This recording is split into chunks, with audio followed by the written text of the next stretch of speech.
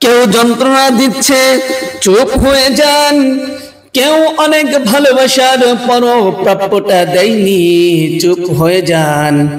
কোন মানুষ অনেক অপমান করছে, চুপ হয়ে যান।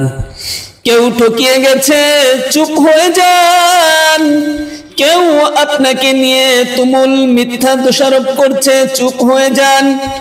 কেউ বিশ্বাসঘাতকতা করছে, চুপ হয়ে যান।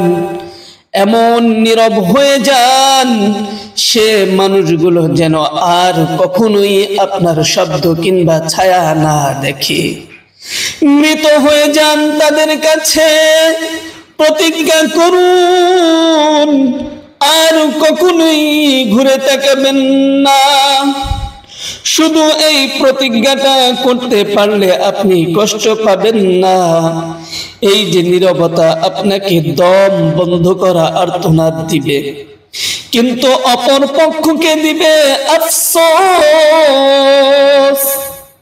আসলে আমরা হারাবার ভয়ে শব্দ দিয়ে প্রতিবাদ করি, কিন্তু আপনি জানেন কি যে মানুষগুলো আপনাকে মানুষ বলে মূল্যায়ন করেনি। আপনাকে দম বন্ধ কান্নার অনুভূতি দিয়েছে, তারা আপনার কেউই না। তাই নিজের স্বার্থে বাঁচুন, নিজেকে ভালোবাসুন। আপনার একজন সৃষ্টিকর্তা আছেন।